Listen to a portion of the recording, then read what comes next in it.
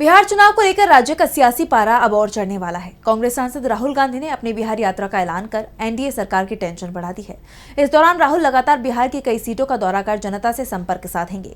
तो कब से शुरू हो रही है राहुल गांधी की ये यात्रा और क्या है इसको लेकर पूरी जानकारी, जानेंगे इस रिपोर्ट में। एसआईआर और वोट चोरी को लेकर विपक्ष जहां एक तरफ कांग्रेस सांसद राहुल गांधी के नेतृत्व में चुनाव आयोग और मोदी सरकार को घेरने में लगा है, तो वहीं दूसरी तरफ बिहार चुनाव की कवायद भी तेज होती जा रही है। अब राहुल गांधी 17 अगस्त से बिहार में अपनी सबसे बड़ी वोट अधिकार यात्रा शुरू करने जा रहे हैं, जिसे लेकर एनडीए सरकार की नींद उड़ गई है।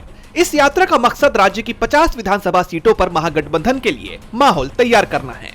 ये यात्रा न सिर्फ बिहार के 23 जिलों को कवर करेगी, बल्कि 2020 के चुनावों में महागठबंधन की जीती गई 23 सीटों और कांग्रेस की जीती हुई 8 सीटों पर भी फोकस करेगी। राहुल की यात्रा की तारीख का ऐलान होते ही बिहार का सियासी पारा हाई हो गया है।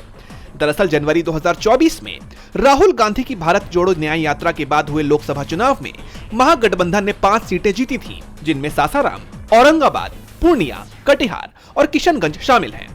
इन क्षेत्रों में विधानसभा की 30 सीटें आती हैं, जहां कांग्रेस ने अपना दमखम दिखाया था।